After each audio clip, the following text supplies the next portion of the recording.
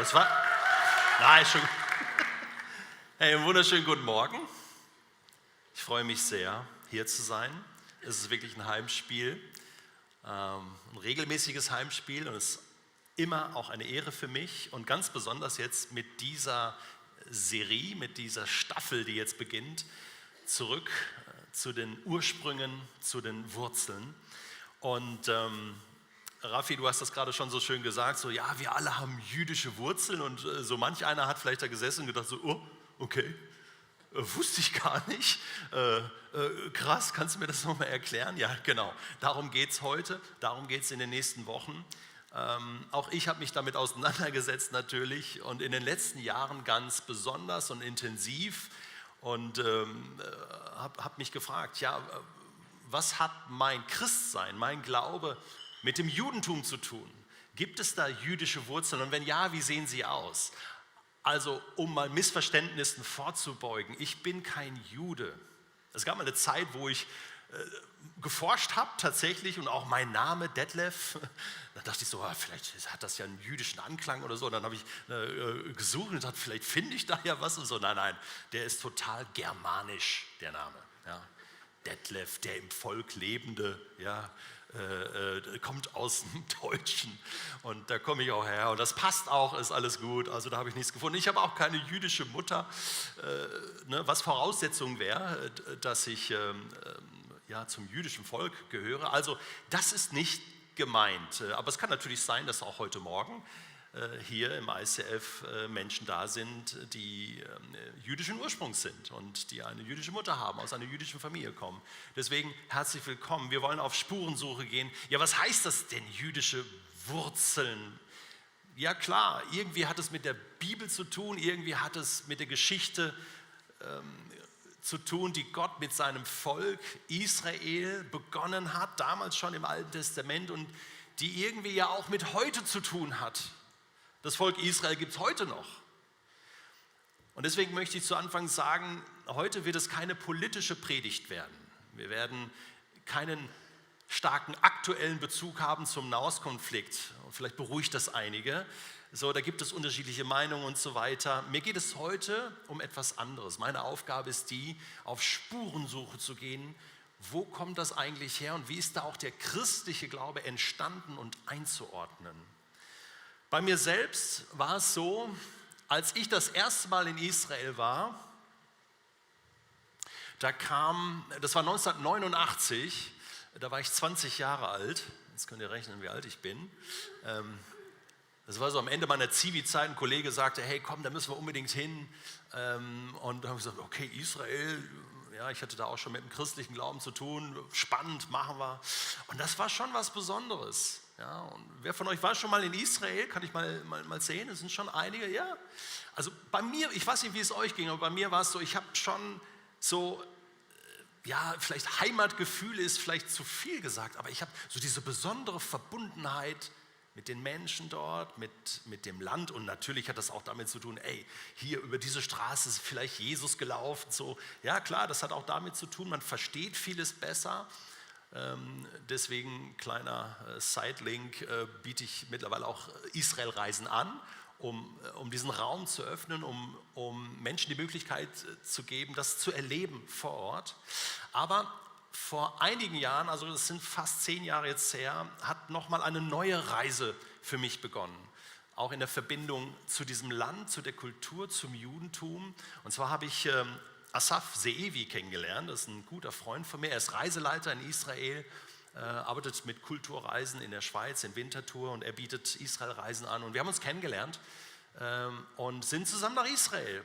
Und er hat uns Dinge erklärt. Ich war Teilnehmer in einer Reisegruppe und wir waren in Jerusalem und an verschiedenen Orten. Und da habe ich zum ersten Mal verstanden, wie das wirklich ist, habe vieles auch neu verstanden. Ich habe ja Theologie studiert und predige ja auch und auch zum Thema Israel und so weiter, aber vieles war da, was ich nicht wusste. Und das hat mich demütig gemacht und so habe ich mich in den letzten Jahren sehr stark mit dem Thema beschäftigt und gemerkt, es sind viele schräge Vorstellungen auch da in unseren christlichen Kirchen. Es sind große Wissenslücken da und die waren bei mir auch da. Deswegen keine Angst, das ist nicht schlimm, aber es wäre schlimm, wenn es so bleiben würde. Und deswegen kommen wir hier heute zusammen. Es geht vor allen Dingen um diesen Zweig hier heute Morgen. Das ist den habe ich heute Morgen abgeschnitten in unserem Garten von einem Strauch. Weiß gar nicht, wie der heißt. Gartenkenner werden das vielleicht erkennen. Es ist kein Olivenzweig, es ist irgend so ein Strauch. Es ist ein wilder Zweig. Und ich bin so ein wilder Zweig und du bist auch so ein wilder Zweig. Und Gott hat etwas mit diesem wilden Zweig gemacht. Seid ihr bereit zu entdecken, was die Geschichte hinter diesem wilden Zweig ist? Das Ganze hat begonnen mit Abraham. Den ersten Stammbaum, die ersten Wurzeln, die ersten Roots, die wir uns angucken werden, ist ein Stammbaum im Matthäusevangelium, Kapitel 1. Und dort wird die Geschichte von Jesus erzählt. Jetzt ist so, das Matthäusevangelium ist ja der Beginn des Neuen Testamentes. Und für diejenigen, die das Alte Testament schon gelesen haben und sich dann gewünscht haben, okay, es ist immer gut mit dem Alten Testament, jetzt beginnt endlich mal das Neue Testament, dann ist es ja so, in meisten Bibeln ist dann so nach Maleachi eine leere Seite, ja, und dann kommt so das Neue Testament, ja, ich mache das mal hier gerade und dann geht es los, ja. Und was lesen wir dann da? Schlagen wir mal unsere Bibeln auf, beziehungsweise wir haben es hier für diejenigen, die keine Bibel mithaben heute Morgen, extra abgedruckt auf diesem Screen. Ja? Und da lesen wir, dies ist das Buch des Ursprungs von Jesus Christus, des Sohnes Davids, des Sohnes Abrahams. Und dann geht es los mit Abraham zeugte Isaak. Und du bist vielleicht tief enttäuscht, weil du denkst, ich dachte, jetzt kommt das Neue Testament. Und es ist so alt. Du denkst, das habe ich doch schon alles gelesen. Wieso fängt Matthäus, der will doch was über Jesus erzählen. Wo ist das Neue? Nee, er blättert nochmal zurück und geht zu Abraham. Sag mal, spinnt der? Jetzt muss man natürlich wissen, das Matthäus-Evangelium war in seiner ursprünglichen Form in Hebräisch geschrieben worden. Für Juden, damit die das lesen konnten. Und für Juden ist es wichtig, um sie zu catchen, ihre Aufmerksamkeit zu bekommen, gerade wenn du über einen jüdischen Messias sprichst, das ist ein wichtiges Thema im Judentum, das ist das Thema, übrigens auch heute, auch nach dem 7. Oktober ist es ein Thema gewesen. Es gibt einen ganz bekannten Popsong mit einem berühmten Rapper und einer Frau, die das singen, in Israel auf Hebräisch, wo es darum geht, Messias, wenn du jemals vorhast zu kommen, dann wäre jetzt der Zeitpunkt. Ja? Und das läuft in den Radios. Es ist ein Rufen nach dem Messias. Der 7. Oktober hat da einiges ausgelöst in der Bevölkerung. Das Thema ist da.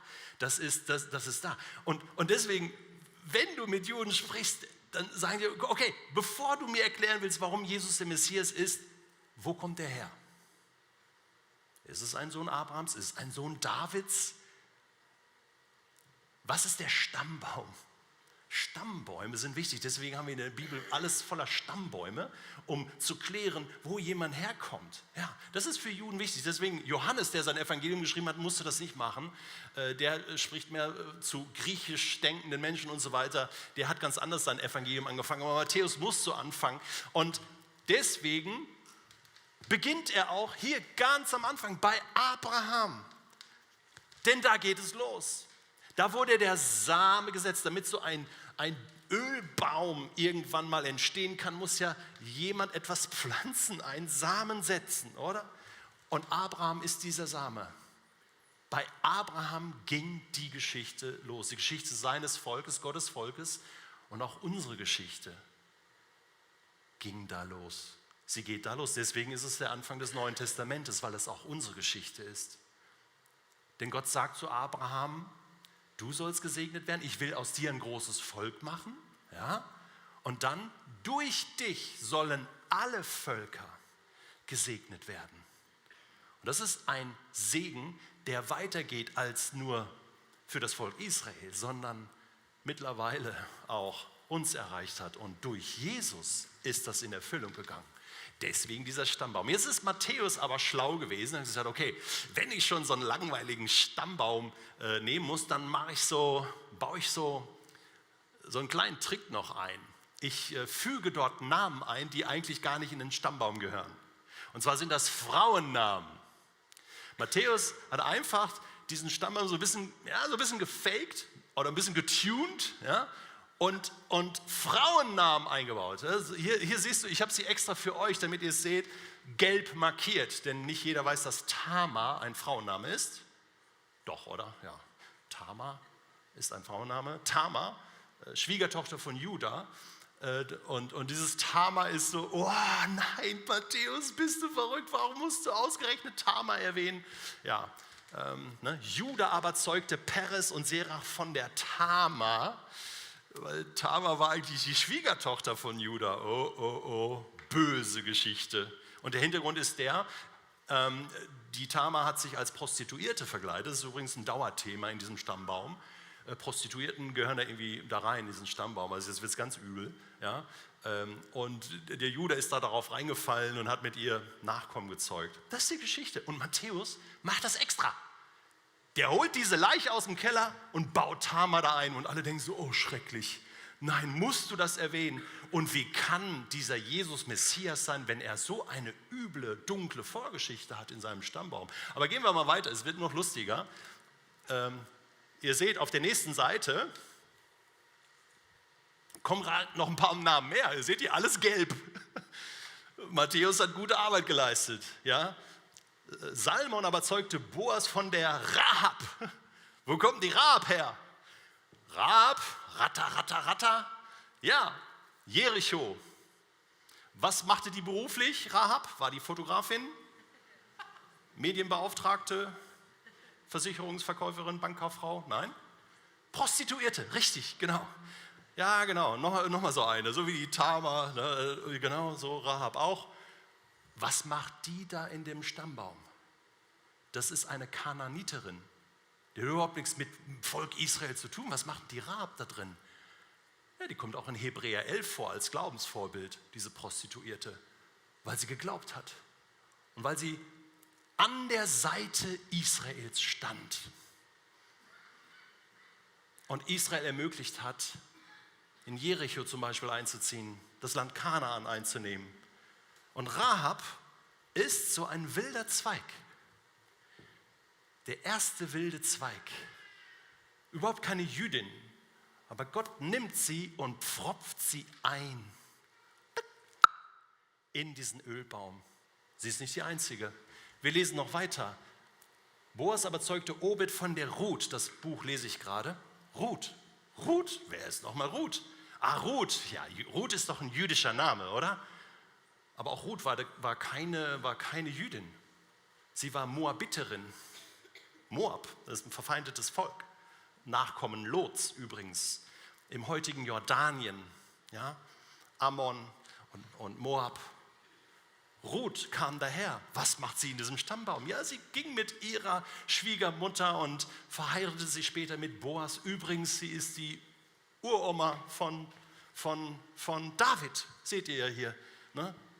So, Vorfahren von David, Ruth, eine Moabiterin, noch so ein wilder Zweig. Gott nimmt ihn einfach und macht hier schon deutlich, in diesem Stammbaum, durch dich sollen alle Völker gesegnet werden, Abraham, ob das die Rahab ist oder die Ruth oder andere. Ich nehme diese wilden Zweige und mein Ziel ist es, dass dieser Baum so groß wird, dass alle Menschen Platz haben. Mir geht es nicht nur darum, dass nur Israel als das eine Volk Gottes gerettet wird, sondern ich habe eine Vision für die ganze Welt. Und das wird, hast du das gewusst?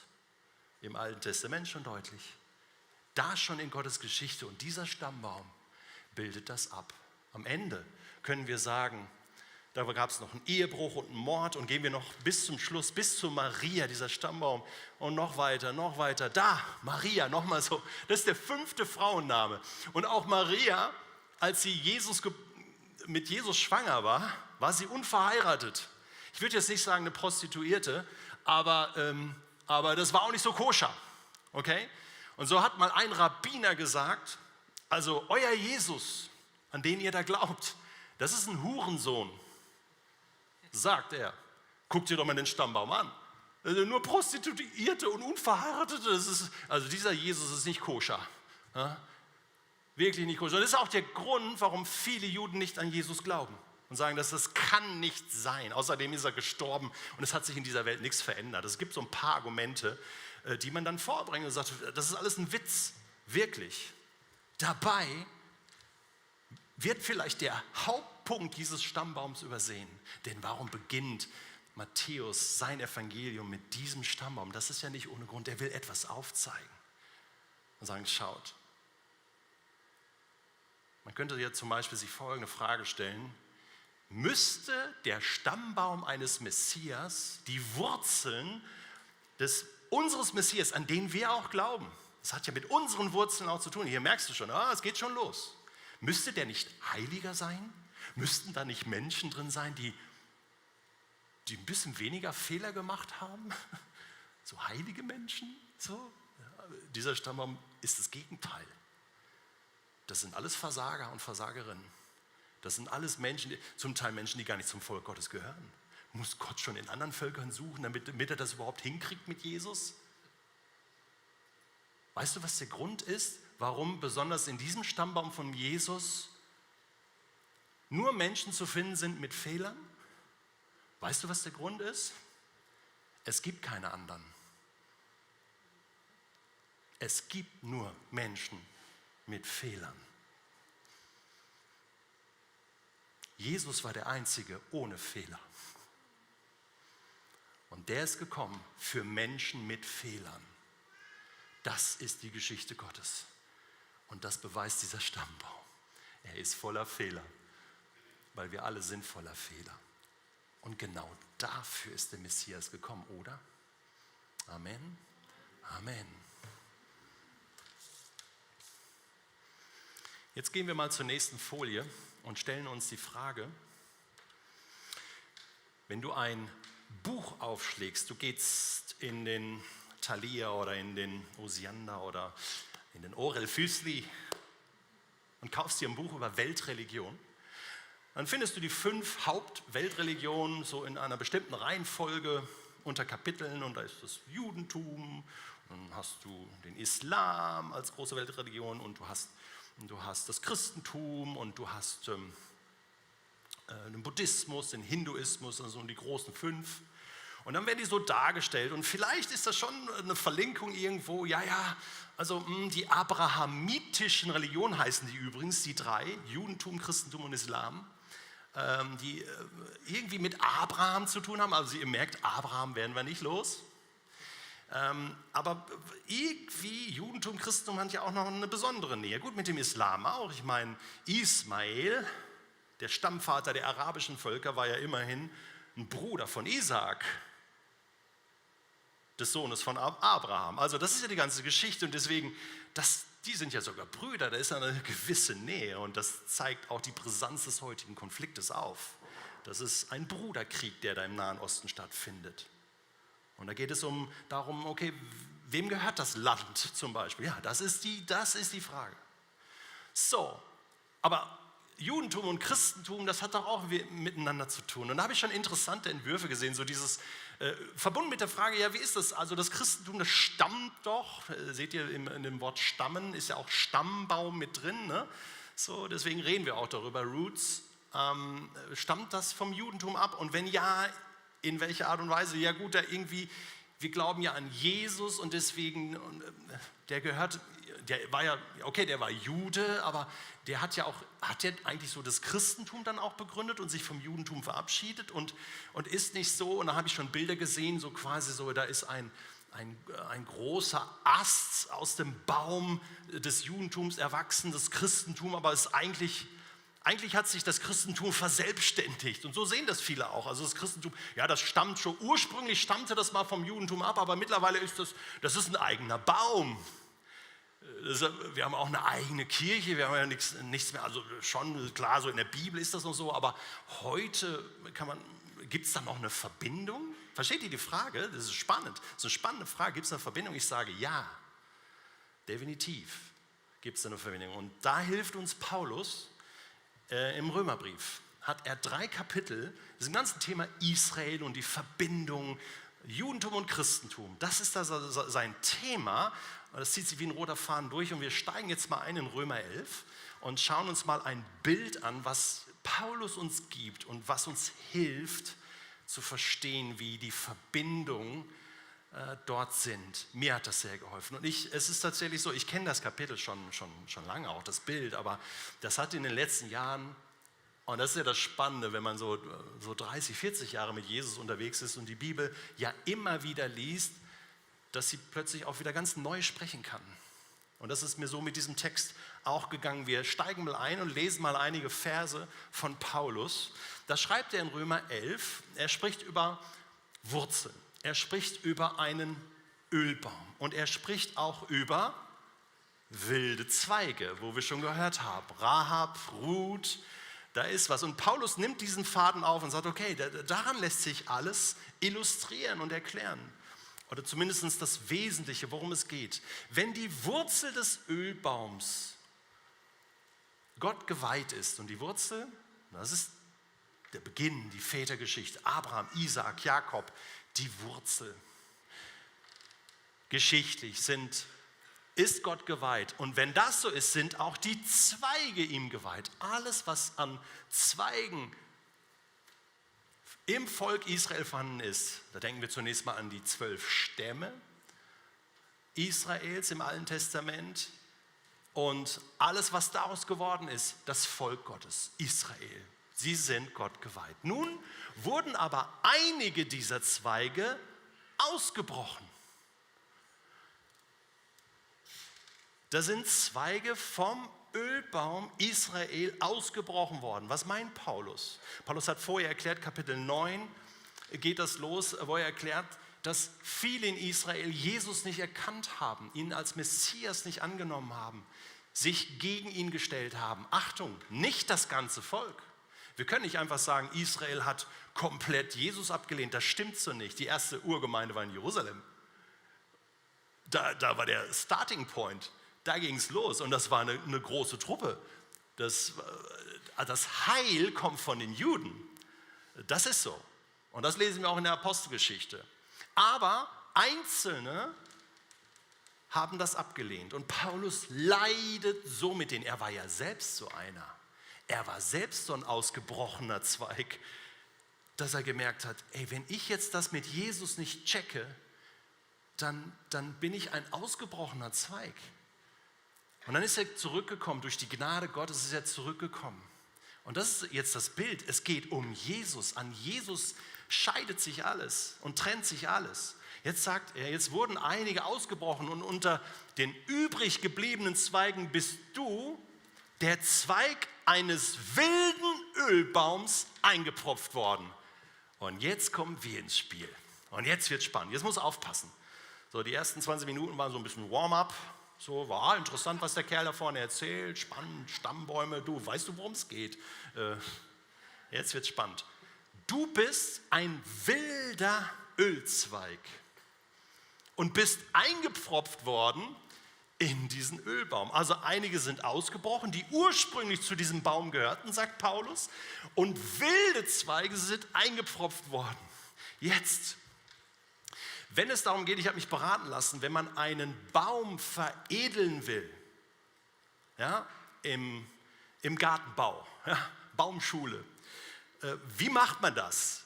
Man hat einen Baum und dann nimmt man einen Zweig eines edlen Baumes, der edler ist, denn der Baum wird veredelt durch den neuen Zweig, ja, der wird verbunden und so weiter und dann wächst er an und dann hat man eine Veredelung eines Baumes.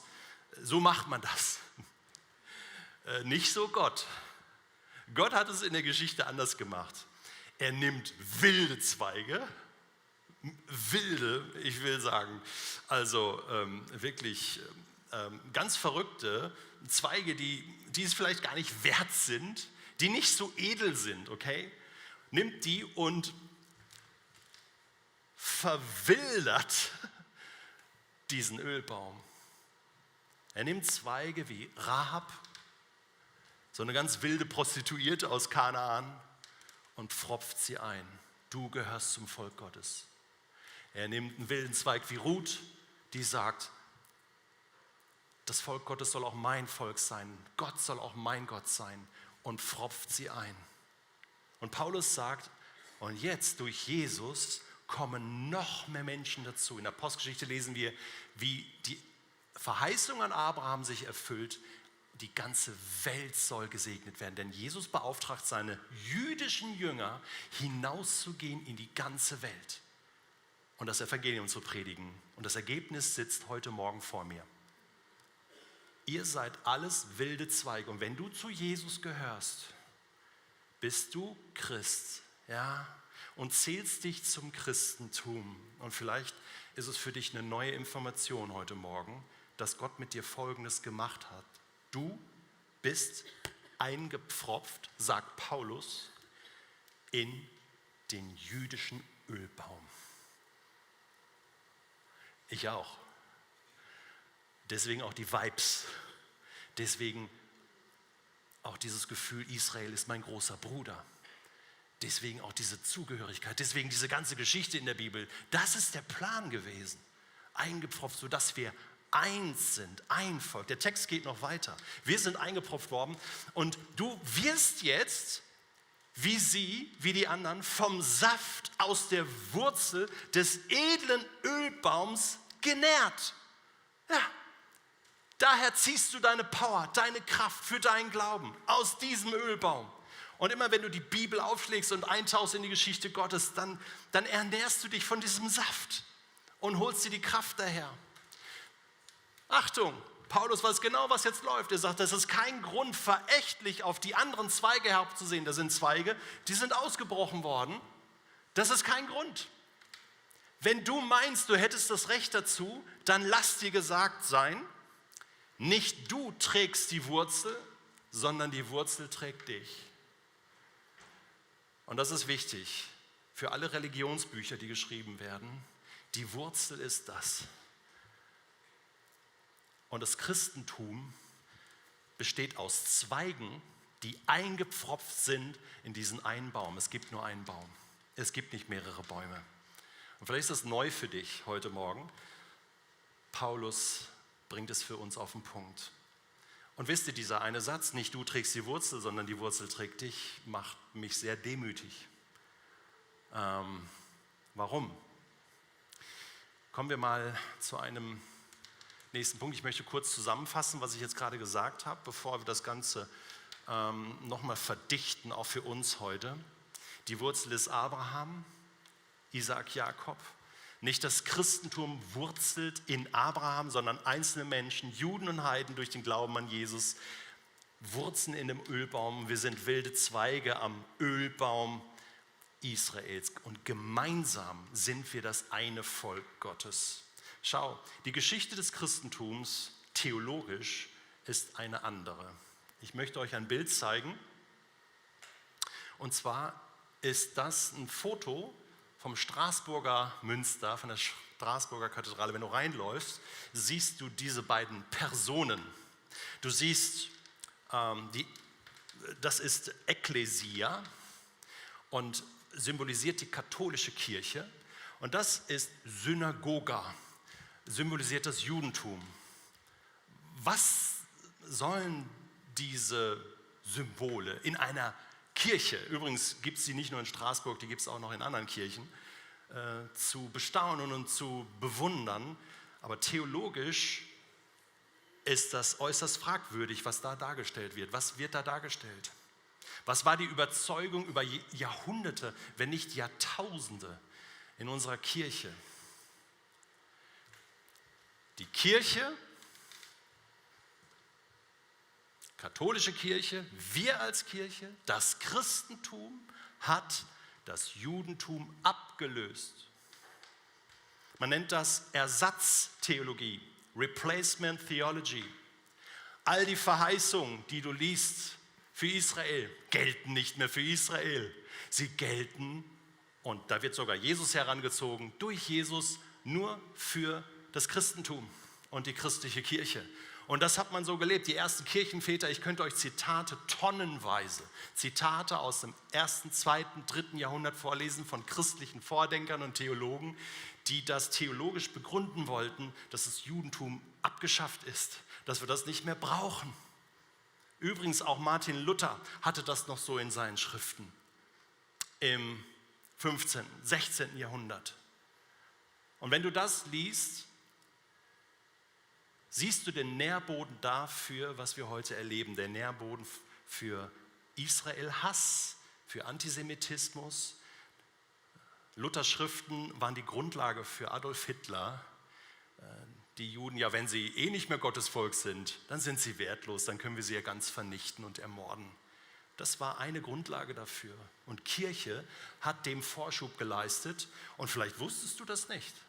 Vielleicht ist diese Geschichte komplett an dir vorbei, wenn du nach Jerusalem gehst, ins Holocaust-Gedenkmuseum, Yad Vashem. Und du kommst, und als ich das erste Mal dort war, bin ich in den Eingang rein. Und das Erste, was du siehst als Wurzel für Judenhass, Israelhass und Antisemitismus und Holocaust, sind diese Bilder. Christliche Theologie, die dafür gesorgt hat, dass Israel auf ein Abstellgleis kommt. Dabei sagt Paulus, Moment, es ist ganz andersrum. Wir sind die wilden Zweige. Und wir sollten voller Demut, auch hier in Basel, bekennen heute Morgen, danke Gott, dass du so gnädig warst und in den amtierenden und noch gültigen Ölbaum bis heute eingepfropft hast. Ich weiß nicht, wie es zu diesen Lügengeschichten kommen konnte. Mittlerweile ist die Theologie da anders drauf, keine Angst. Da sind auch schon viele gestorben, aber wir müssen noch Aufräumarbeit leisten. Und es ist auch noch in vielen Predigten und vielen Büchern sind noch Reste davon erhalten. Und vielleicht geht es dir auch so, dass du jetzt im Moment da sitzt und denkst, oh, ich kann das irgendwie noch nicht so ganz akzeptieren. Ich dachte, das wäre anders. Ich habe als Christ auch so einen gewissen Stolz und schaue vielleicht ein bisschen verächtlich auf die anderen Zweige herunter. Und Paulus sagt, Achtung, mach das nicht. Mit deinem Stolz wehrst du dich gegen die Geschichte Gottes, und zwar gegen Gott selbst. Deswegen wünsche ich dir viel Freude und Segen in den nächsten Tagen beim Nachdenken über dich als wilden Zweig. Ich hoffe, das ist deutlich geworden. Ich komme zum Schluss, gehen wir mal auf die nächste Folie bitte, euch ein paar Tipps geben fürs Nachdenken. Ich habe das gerade angedeutet, denn ich weiß auch, für manche entsteht heute da etwas, wo du sagst, okay, da habe ich jetzt so, das ist mir, so habe ich das jetzt noch nicht so gehört und verstanden. Und deswegen, ich habe 10 Jahre gebraucht, um an diesen Punkt zu kommen. Okay? Kein Witz. Und deswegen nimm dir Zeit. Ich empfehle dir ein paar Bücher. Bücher von Asaf Seevi, mein Freund, der hat was zum Thema Bibel, Altes Testament, Neues Testament, Lass das Land erzählen heißt dieses Buch und auch das andere Buch über Nahostkonflikt kann ich dir sehr empfehlen. Dann Guido Baltes, einfach den Namen merken, Jesus der Jude, ein Hammerbuch, damit habe ich angefangen vor 10 Jahren. Jesus der Jude von Guido Baltes, Pflichtlektüre für jeden von euch. Einfach, glaubt's mir, bestellen, lesen, alles gut. Zweite, Tobias Kremer von Christen an der Seite Israels. In Deutschland, mit ihm arbeite ich zusammen. Wir werden dieses Jahr eine Staffel machen, auch eine Israel-Staffel bei Bible Tunes, kommt im Herbst. Tobias Kremer, sensationeller Typ, hat ein Buch geschrieben, das Israel-Projekt. Dort bekommst du alle Grundlagen fürs Verständnis. Alles das, was ich heute so, ein paar Töpfe habe ich aufgemacht, da kannst du nochmal dich vertiefen und kriegst die ganzen biblischen Linien auch theologisch. Und dann natürlich aktuell, das läuft immer noch, Trauma des 7. Oktobers, wer da meine Meinung und vor allen Dingen die von Asaf Seevi aus Israel hören möchte, Updates aus Israel, seit Oktober letztes Jahr produzieren wir diese Podcast-Staffel und da kannst du reinhören, die kommt jeden Samstag eine neue Folge und da kannst du dich orientieren. Ist das für einige bekannt, Trauma? Wer hat schon mal reingehört? Sind schon einige, ja. Also die Staffel geht momentan wirklich durch die Decke. weil viele sich auch sagen, ich möchte mich auch noch ein bisschen neben den Medien, was ich sonst so lese in der Schweiz oder in Deutschland, auch noch anders informieren. Das ist gut, mach das. Ich möchte zum Schluss kommen. Schau auf die Uhr, ich bin schon ein bisschen über die Zeit, aber ich möchte mit euch noch landen, denn ich glaube, das ist wichtig für heute Morgen. Du hast verstanden, und da bitte ich um die nächste Folie,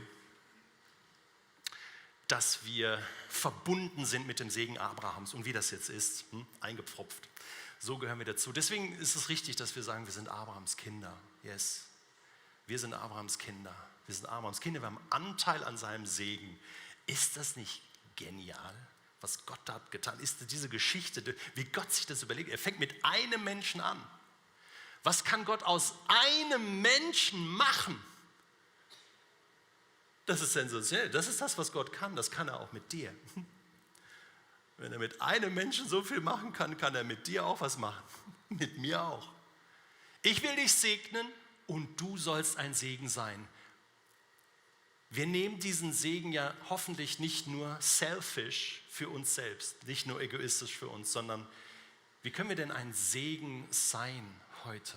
Ich glaube zunächst einmal, dass wir verstehen, ich bin Teil von dieser Geschichte, ich bin Teil des Baumes, ich nehme meinen Platz ein mit meinen jüdischen Brüdern und Schwestern. Und weißt du, das ist noch im Werden, das ist noch nicht fertig. Da gehören jetzt messianische Juden dazu. Ende von Kapitel 11 im Römerbrief sagt Gott dann noch, ich habe da noch eine Vision, ganz Israel soll gerettet werden, was auch immer das heißt, aber da wird noch einiges passieren, der ist noch im Werden. Alle Völker sollen gesegnet werden, ja, aber jetzt du, wie kannst du denn zum Segen werden?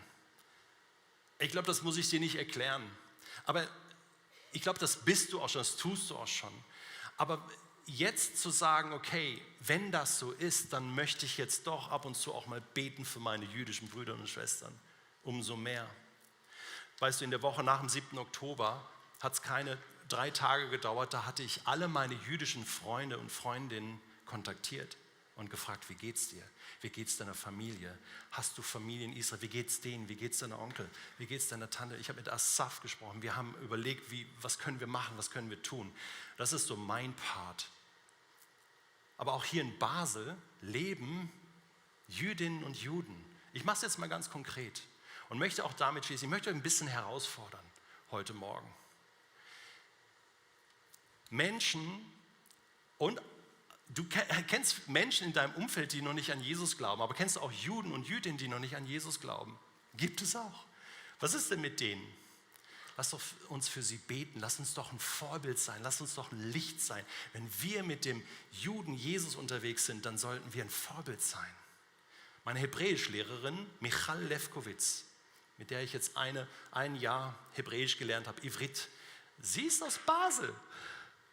Michal kommt aus Basel, sie ist eine Baslerin. Nein, sie glaubt nicht an Jesus, sie glaubt an Gott. Sie ist aus Israel und sie ist berühmt in Basel. Im Januar habt ihr in der Batz über sie gelesen, im Fernsehen war sie, im Radio. Kennt ihr Michal? Sie ist Leiterin, Gründerin von Mitzmorim. Das ist das jüdische Kammermusikfestival in Basel. Seit 10 Jahren gibt es es, das einzige auf der ganzen Welt. So eine kreative, junge Frau. Und ich bin mit ihr befreundet. Ich war im Januar im Stadtcasino. Brechend voll. Alle waren da, Politiker, Land Basel war da. War jemand von euch da? War ich der Einzige im Stadtcasino, wo der erste zionistische Kongress mit Theodor Herzl stattgefunden hat? Ich glaube ja. Ich saß auch hinten ganz allein, aber der Saal war voll. Und Michal hat dann gesprochen. Sie ging nach vorne und hat natürlich als Gründerin von diesem Musikfestival, wo Stars aus der ganzen Welt nach Basel kommen und Musik machen. Das Thema war die Psalmen, Tehillim. Und es war wunderschön, die Psalmen, Leonard Bernstein, gut, der ist schon tot, aber wurde gespielt. Und dann stand sie vorne, und das werde ich nicht vergessen, das möchte ich euch so mitgeben zum Schluss. Dann stand sie vorne und gesagt, seit dem 7. Oktober, ich bin Jüdin, ich fühle mich in Europa nicht mehr sicher. Ich fühle mich auch in der Schweiz nicht mehr sicher, auch in Basel nicht mehr sicher. Da hat sich etwas verändert. Und ich saß da Und habe gesagt, Michael, ich möchte alles dafür tun, dass du dich sicher fühlen kannst. Was ich tun kann, ich kann nicht viel tun, aber das, was ich kann, ist das. Und dann hat sie gesagt, und ich habe das Luzerner Philharmoniker gebeten, dass sie jetzt Hatikva spielen. Hatikva. Das ist die israelische Nationalhymne, eine tolle Melodie, wir werden sie gleich hören. Hatikva heißt die Hoffnung. Das ist die Nationalhymne, die Hoffnung. Ja, die Hoffnung worauf? Hoffnung, dass Frieden kommt, dass der Friedefürst kommt, dass auch Israel zum Frieden kommt, dass der Nahe Osten zum Frieden kommt, dass der Friedefürst kommt und diesen Ölbaum komplettiert. Und ich schlage jetzt Folgendes vor. Lasst uns mal aufstehen zum Schluss und gemeinsam Hatikva hören. Und zwar in einer besonderen Form. Meine Schwägerin Tina Pantli aus dem ICF Hamburg, sie ist Liedpastorin vom ICF Hamburg, liebe Grüße aus dem Norden, hat dieses Lied zu der Predigt, die ich dort gehalten habe, gesungen. Und im Deutsch ist es mit einem Text versehen. Es ist die Melodie der israelischen Nationalhymne und im Deutschen ist es ein Lobpreislied. Zünde an dein Feuer, Herr, im Herzen mir. Und lasst uns betend auf diese Zeilen hören und innerlich mitsingen und den Geist Gottes zu dir persönlich sprechen lassen. Danach gehen wir noch in eine weitere Zeit des Lobpreis. Gott segne euch. Video ab.